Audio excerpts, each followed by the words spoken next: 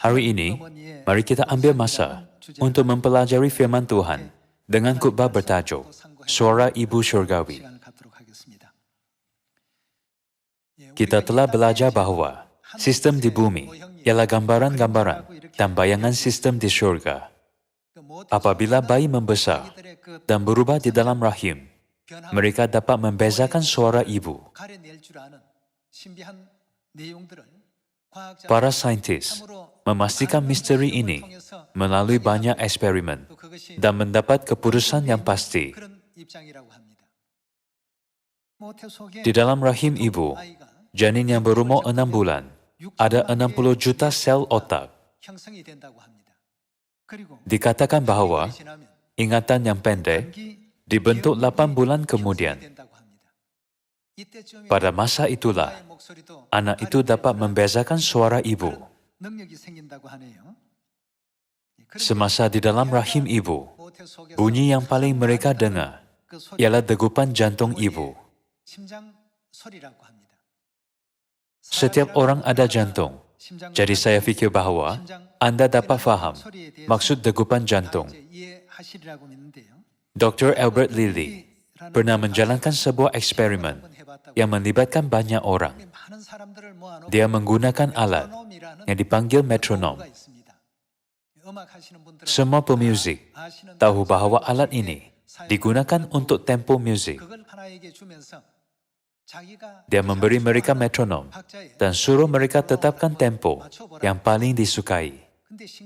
Namun anehnya, tempo yang ditetapkan adalah antara 50 dan 90 dalam seminit. Tempo ini hampir sama dengan kadar degupan jantung ibu. Walaupun sudah dewasa, sesiapapun paling suka degupan jantung ibu yang pernah mereka dengar dalam rahim ibu. Mulai sekarang, kita harus dapat menyampaikan suara ibu ke Samaria dan sampai ke hujung bumi. Ahli psikologi, Profesor Seth Pollack, juga mengumpulkan kanak-kanak berumur 7 hingga 12 tahun untuk eksperimen. Seberapa berkuasanya suara ibu? Dia memberi soalan matematik yang sangat susah kepada murid-murid perempuan sekolah rendah dari darjah 1 hingga 5. Mereka semua berasa stres, cuba menjawab soalan matematik yang susah itu. Kemudian, dia membahagikan mereka kepada 3 kumpulan. Kumpulan pertama dapat bercakap secara bersemuka dengan ibu mereka selama 15 menit. Kumpulan kedua hanya mendengar suara ibu mereka di telefon. Mereka hanya mendengar suara ibu di telefon selama 15 menit, kemudian menonton wayang selama 60 menit. Kumpulan ketiga hanya menonton wayang selama 75 menit tanpa mendengar suara ibu mereka melalui telefon. Selepas itu, Profesor memerhatikan reaksi hormon yang di dalam badan kanak-kanak itu. Apabila orang berasa stres, bahan yang dipanggil kortisol dikeluarkan. Kanak-kanak kumpulan ketiga menghasilkan jumlah kortisol yang paling banyak. Mereka yang tidak dengar suara ibu dan hanya tonton wayang selama 75 menit menghasilkan paling banyak bahan stres. Namun, mereka yang dengar suara ibu secara bersemuka atau melalui telefon menghasilkan suatu bahan gembira oksitosin di dalam badan dan bukannya kortisol. Mempertimbangkan eksperimen-eksperimen yang dibuat oleh para saintis, kita dapat faham betapa berkuasanya suara ibu.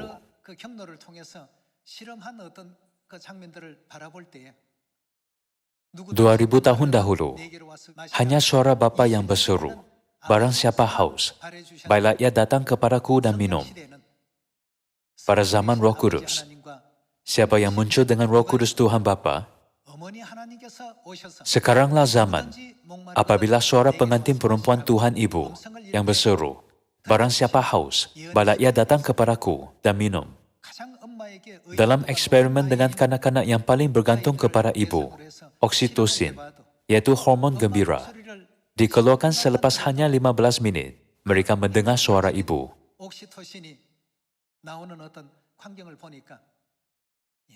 Melalui ini, kita bukan hanya dapat menyadari kuasa suara ibu secara fizikal, tetapi juga dapat menyadari kuasa suara ibu secara rohani.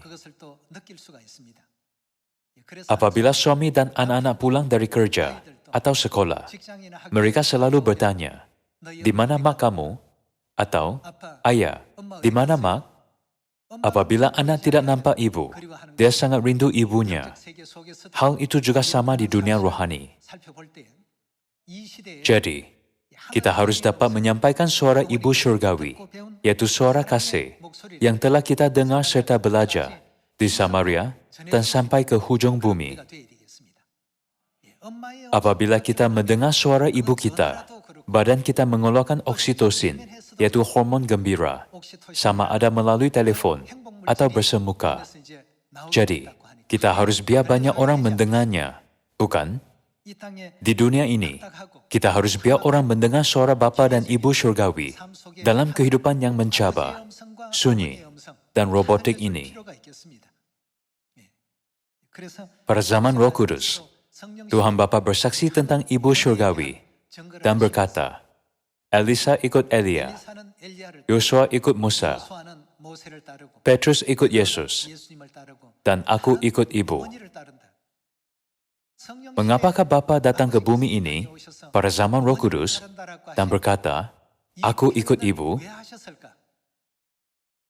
Harap kita ingat, bagi anak-anak syurgawi yang berdosa dan dibuang ke bumi ini, suara yang paling diperlukan dan bahagia ialah suara ibu. Pada zaman ini, apabila Ibu Syurgawi berfirman, beginilah cara untuk bersatu, salinglah menjaga, salinglah mengasihi, kita harus menjadi anak-anak yang bukan hanya menyampaikan suara itu kepada ahli, tetapi juga mengamalkannya.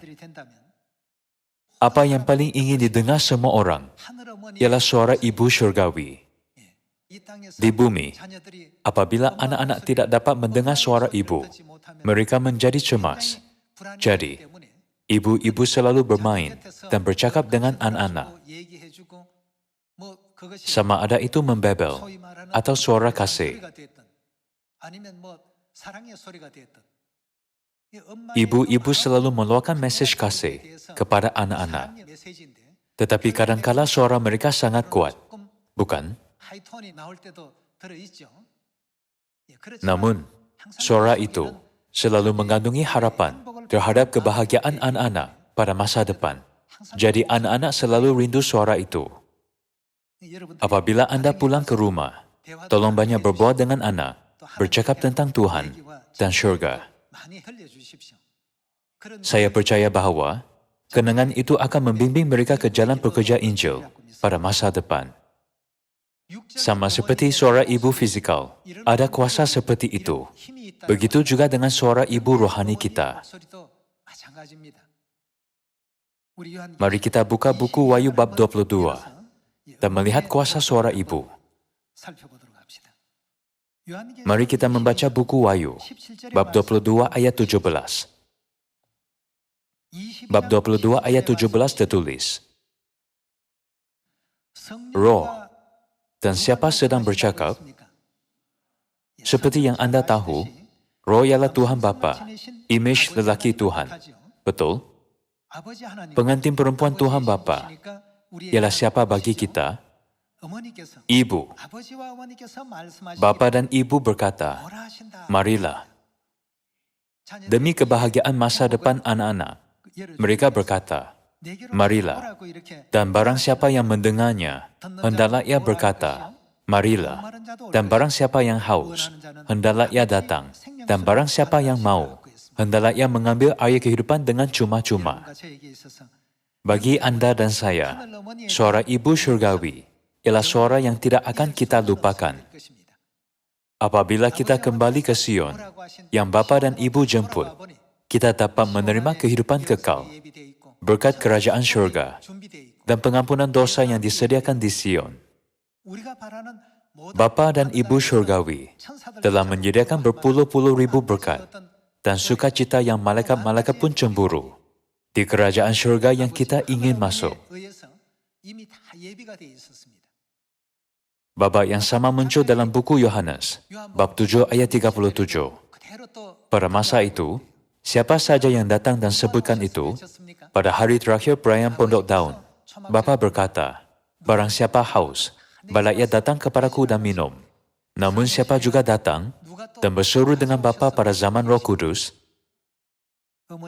dengan suara ibu bersama, semua harapan kita sebagai anak-anak sudah menjadi lengkap. Kita dapat dengar suara ibu. Jadi oksitosin, hormon gembira, tidak hanya berada dalam kita untuk sejam, tetapi sukacita rohani ini berada dalam kita setiap masa apabila kita bersama dengan ibu. Tidak kira betapa stres atau ada masalah, suara ibu menghilangkan semuanya. Jadi, kita harus ada Ibu Surgawi, dan kita harus ikut dia, kemana saja dia pergi, bukan? Marilah bersama dengan Ibu Surgawi, sampai akhir. Kita harus memahakan firman Bapa, aku ikut Ibu, dalam lubuk hati sekali lagi, agar kita dapat bersama dengan Ibu, selama-lamanya. Marilah kita buka buku Yesaya, bab 66, dan melihat berkat anak-anak yang bersama dengan ibu. Mari kita baca buku Yesaya, bab 66 ayat 10. Bab 66 ayat 10 tertulis, bersukacitalah bersama-sama Yerusalem. Siapakah Yerusalem? Dalam buku Galatia bab 4 ayat 26, tetapi Yerusalem surgawi adalah perempuan yang merdeka, dan ialah ibu kita. Dalam kata lain, bersukacitalah bersama-sama Yerusalem, dan bersorak-soraklah karenanya, hai semua orang yang mencintainya, yaitu orang yang mencintai ibu. Bergiranglah bersama-sama dia segirang-girangnya, hai semua orang yang berkabung karenanya, supaya kamu mengisap dan menjadi kenyang dari susu yang menyegarkan kamu, supaya kamu menghirup dan menikmati dari dadanya yang bernas.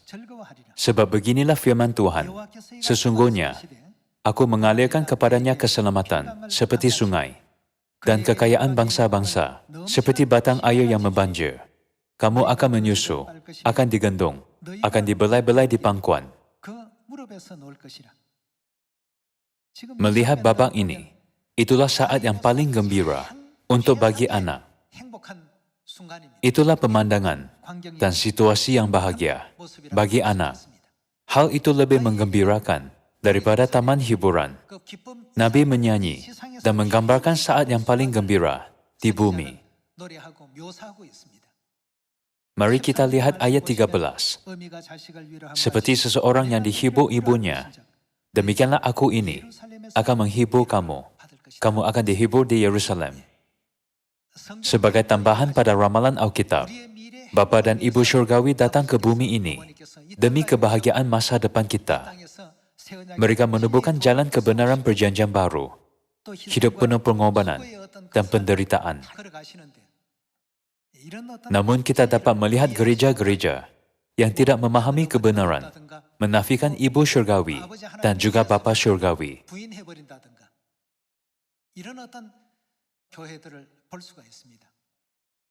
Kita haruslah sentiasa ikut jalan Bapa dan jalan Ibu dengan betul, serta mengambil jalan kemuliaan yang dibuka oleh Bapa dan Ibu untuk kita. Sebab itulah jalan yang kita ambil itu adalah sempit. Alangkah bagusnya jika jalan itu dapat diakui dan diterima oleh semua orang di dunia. Namun apabila Yesus meramalkan zaman ini, Dia mengatakan orang yang mengambil jalan itu, pintu itu sangat sempit, jadi sedikit orang yang menjumpainya. Walaupun kita adalah sedikit, kita harus menjalani hidup selaras dengan ramalan, semasa berjalan dengan Ibu Surgawi, bukan? Suara ibu ialah suara yang berkata, "Barang siapa haus, baiklah ia datang kepadaku dan minum." Kita harus mendengar suara ibu dengan betul. Suara seorang ibu sangat penting untuk menggembirakan anak-anak. Sebab itulah Nabi Yesaya berkata, orang yang mencintai Yerusalem akan mendapat kedamaian besar dan tinggal dalam kedamaian. Buku Yesaya bab 66, ayat 10 dan 13, menyanyikan keadaan anak yang paling bahagia. Mari kita lihat buku Yohanes, bab 10. Buku Yohanes bab 10, ayat 25. Yesus menjawab mereka, "Aku telah mengatakannya kepada kamu, tetapi kamu tidak percaya. Pekerjaan-pekerjaan yang kulakukan dalam nama Bapa-Ku, itulah yang memberikan kesaksian tentang Aku, tetapi kamu tidak percaya, karena kamu tidak termasuk domba-dombaku. Domba-dombaku bagaimana? Mendengarkan suaraku." Keluarga syurgawi ada telinga rohani untuk mendengar suara Bapa dan suara Ibu. Domba-dombaku mendengarkan suaraku, dan aku mengenal mereka, dan mereka mengikut aku, dan aku memberikan hidup yang kekal kepada mereka, dan mereka pasti tidak akan binasa sampai selama-lamanya, dan seorang pun tidak akan merebut mereka dari tanganku. Melalui ayat ini, kita dapat lihat bahwa suara Bapa juga sangat berharga buat kita. Lebih-lebih lagi, masa yang paling damai bagi anak adalah apabila ibu di bumi ini mengandung, dan anak itu mendengar suara ibu, serta gedupan jantungnya sejak dalam kandungan.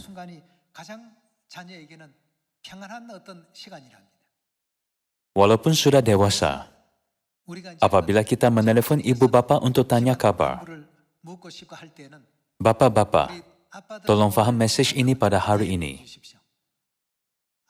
Apabila kita menelepon, kita rasa sedikit takut dan berfikir, apakah yang harus aku cakap kepada ayah?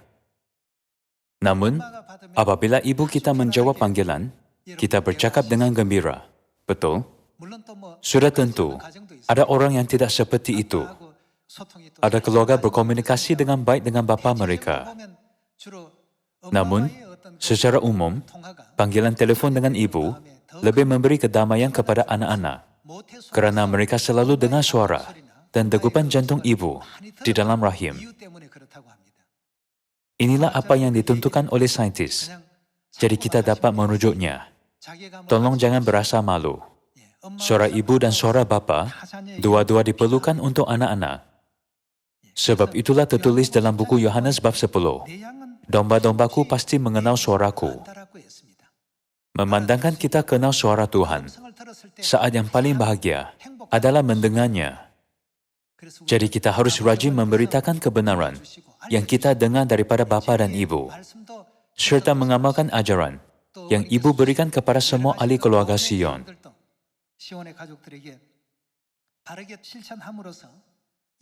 Dengan ini, saya pasti saudara-saudari yang hilang akan kenal suara ibu dan pulang ke Sion. Sudah tentu, kita juga harus memahami dan menyadari kebenaran asas, seperti Paskah dan Hari Sabat. Dalamnya ada suara ibu bapa syurgawi, "Aku sayang kamu sampai akhir. Aku tidak akan meninggalkan kamu, dan tidak akan kehilangan kamu." Saya harap bahwa dengan mendengar mesej mereka yang mengandungi kasih mendalam, kita dapat mengatasi dan bangkit apabila berasa sepi, susah, dan ada masalah. Mari kita lihat catatan Nabi Yesaya mengenai fakta bahwa Bapa dan Ibu Syurgawi sentiasa bersama dengan kita. Mari kita lihat buku Yesaya, bab 41, ayat 10. Bab 41 ayat 10 tertulis, "Janganlah takut, sebab aku menyertai engkau.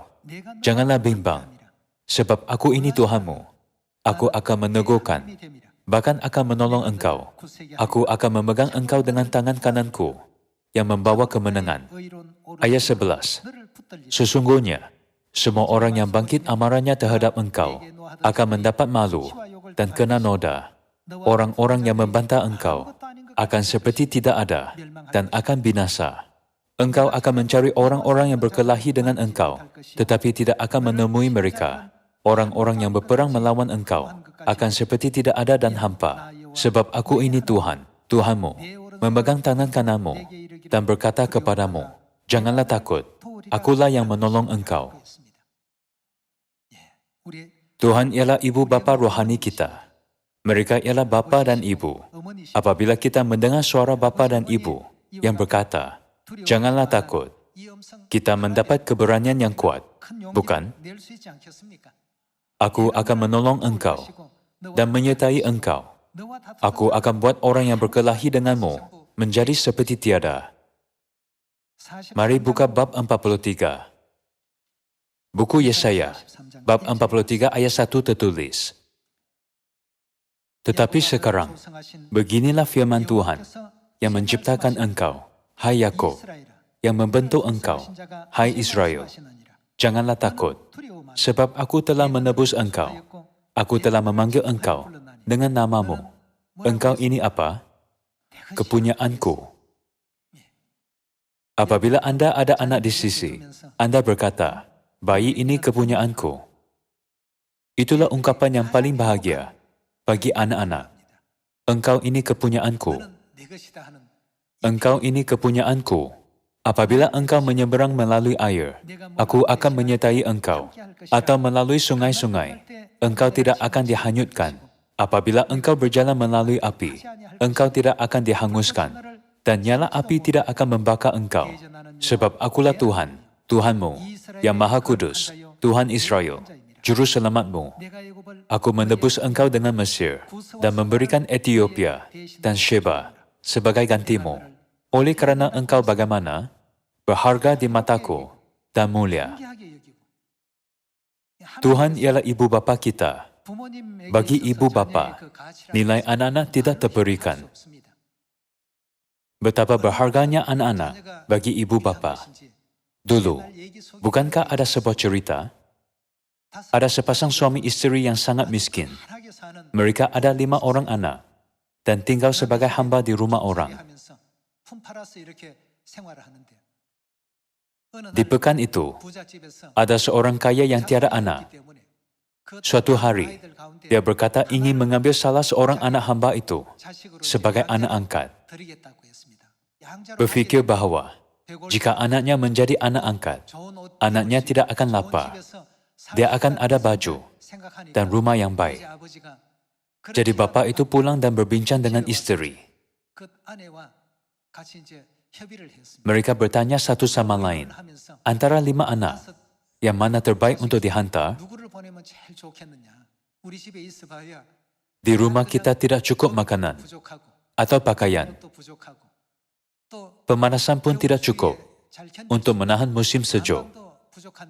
Tetapi anak kita boleh hidup baik sepanjang masa kalau dia pergi ke rumah orang kaya. Bukankah baik untuk hantar salah seorang anak? Dia berbincang dengan isteri dan risau sepanjang malam, lalu pagi menyingsing. Mereka suami isteri tidak dapat mengambil keputusan. Anak sulung paling diperlukan untuk menyerah keluarga dan menyokong kewangan keluarga. Anak bongsu terlalu muda dan masih memerlukan kasih sayang ibu.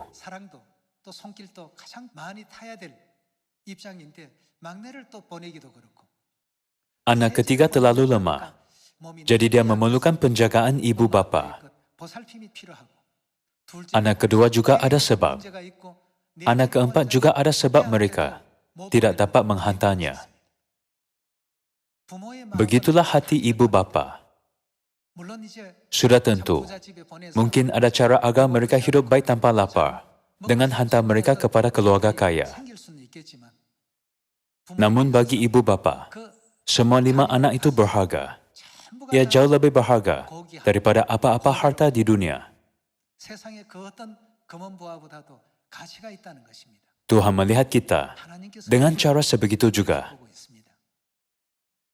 Selepas berdosa di surga, dan datang ke bumi ini, kita tidak melakukan sesuatu yang soleh, tiada bakat, atau kebolehan istimewa yang lebih baik. Namun Tuhan menganggap kita berharga dan mulia. Sebab itulah dia berkata, "Aku akan memikul dosa anak-anakku untuk mereka." Dia datang ke bumi ini dan tidak teragak-agak untuk menumpahkan darah di atas salib. Menurut sejarah pada zaman Musa, dia menjadi korban bakaran di atas mazbah setiap hari dan tidak teragak-agak untuk melakukan hal itu.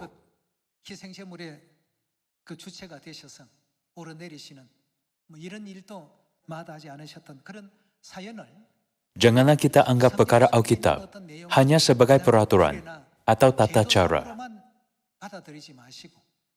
Melaluinya, kita harus memikirkan hati ibu bapa syurgawi kita.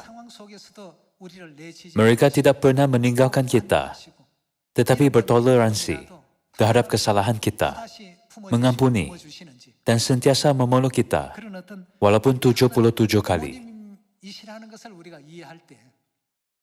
Marilah kita jadi anak-anak syurgawi yang mengikut jalan benar Bapa dan Ibu. Mari kita lihat ayat 2 sekali lagi. Apabila engkau menyeberang melalui air, aku akan menyertai engkau, atau melalui sungai-sungai, engkau tidak akan dihanyutkan. Apabila engkau berjalan melalui api, engkau tidak akan dihanguskan, dan nyala api tidak akan membakar engkau.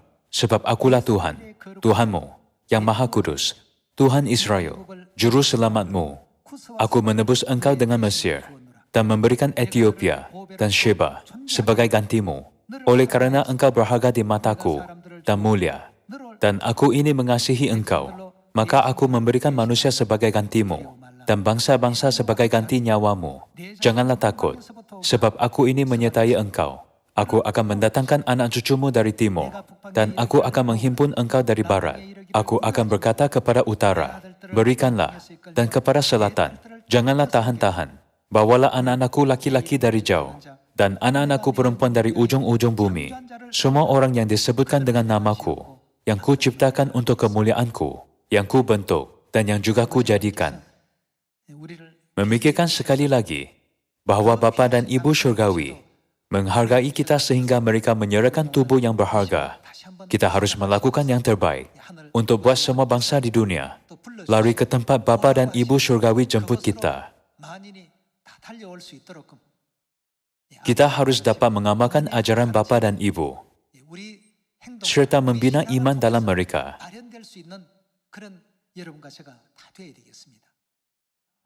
Menurut buku Wahyu bab 19, perbuatan benar kita menjadi apa bagi pengantin perempuan?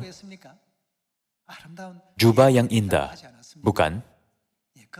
Sebagai orang yang wajar untuk jubah rahmat, janganlah lupa untuk bersyukur kepada Bapa dan Ibu.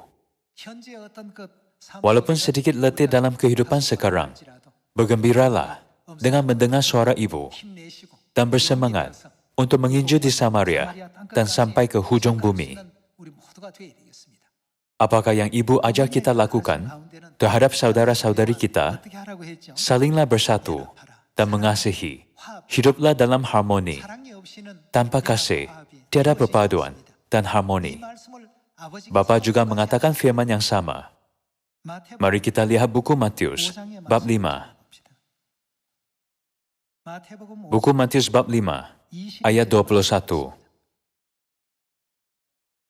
Kamu telah mendengar yang difirmankan kepada nenek moyang kita, jangan membunuh.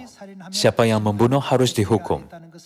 Tetapi aku berkata kepadamu, setiap orang yang marah terhadap saudaranya harus dihukum. Siapa yang berfirman? Inilah Bapa Yesus, yaitu Bapa kita, yang datang ke bumi ini dalam badan pada 2000 tahun dahulu, dan direkodkan oleh Matius, penulis buku Injil. Ayat 22 sekali lagi. Tetapi aku berkata kepadamu, setiap orang yang marah terhadap saudaranya harus dihukum. Siapa yang berkata kepada saudaranya, Raka. Raka ialah kata sumpah Ibrani yang digunakan oleh orang Ibrani. Siapa yang berkata kepada saudaranya Raka harus dihadapkan ke mahkamah agama. Dan siapa yang berkata, jahil, harus diserahkan ke dalam neraka yang menyala-nyala. Tuhan memberitahu kita bahwa ada penghakiman sebegitu dalam penghakimannya. Jadi kita harus jadikan Sion lebih rahmat dengan bersatu padu, harmoni, dan bertimbang rasa terhadap saudara-saudari dengan toleransi dan pengampunan. Kemudian, tidakkah Sion akan menjadi tempat suara sukacita dan nyanyian yang tidak berhenti-henti? Kita tidak boleh ikut tabiat dan perbuatan jahat yang telah kita pelajari di dunia apabila kita datang ke Sion. Kita harus menghapuskannya dengan firman.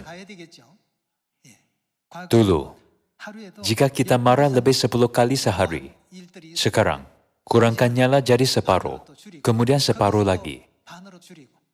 Dengan ini, dan bersungguh-sungguh latih untuk menjadi soleh, akhirnya kita akan menjadi apa yang diinginkan oleh Bapa dan Ibu. Bapa dan Ibu dicemooh dan diejek oleh orang karena kita. Walaupun berasa malu dan hina, mereka menahan semuanya untuk menyelamatkan kita. Kalau kita marah terhadap hal-hal remeh, itu tidak baik untuk suami istri yang belum dalam kebenaran atau memberi teladan. Kita tidak boleh disebut orang. Begitukah orang yang percaya kepada Tuhan? Hari ini, sambil mengingati dengan jelas suara Ibu Surgawi, kita harus menjalani kehidupan dengan suara Ibu yang sentiasa tinggal dalam kita. Selagi suara Ibu tinggal dalam kita, kita dapat selalu berasa gembira. Memandangkan tenaga rohani kita, mengandungi tenaga gembira oksitosin.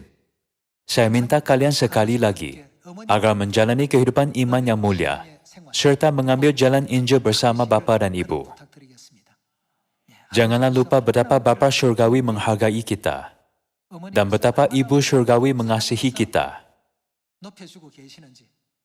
Marilah kita menjalankan misi Injil, yang dipercayakan dengan banyak menyampaikan suara rahmat kasih Tuhan. Dengan ini saya tamatkan khotbah. Sekian terima kasih.